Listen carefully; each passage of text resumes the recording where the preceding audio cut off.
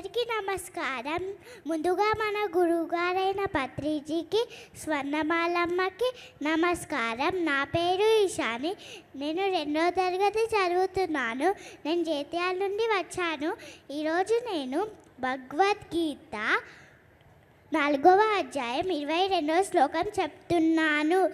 యదృచ్ఛాలాభ సంతుష్టో ద్వంద్వాతీతో విమత్సరః సమః సిద్ధావసిద్ధౌ చ కృప్తాపి న నివర్జతే.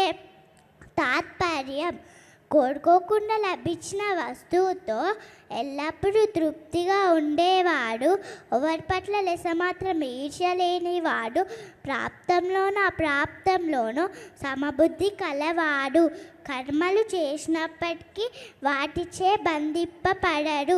పత్రిసార్ ఎప్పుడూ అంటూ ఉంటారు, కోరి సాధించరాదు, కోరిక వచ్చింది కాదనరాదు, వస్తే వస్తుందని సంబరపడరాదు, పోతే పోతుందని బాధపడరాదు. నేను ఇప్పుడు వేమన పద్యాలు చెప్తున్నాను.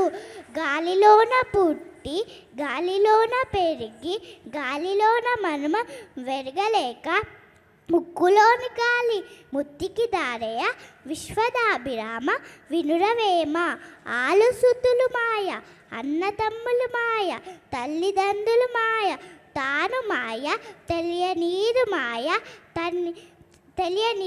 మాయ, తనిల్లు పాడయ విశ్వదాభిరామ వినురవేమ. ఈ అవకాశం ఇచ్చిన నందప్రకాష్ సార్కి, పిఎస్ఎస్ఎంకి థ్యాంక్ యూ.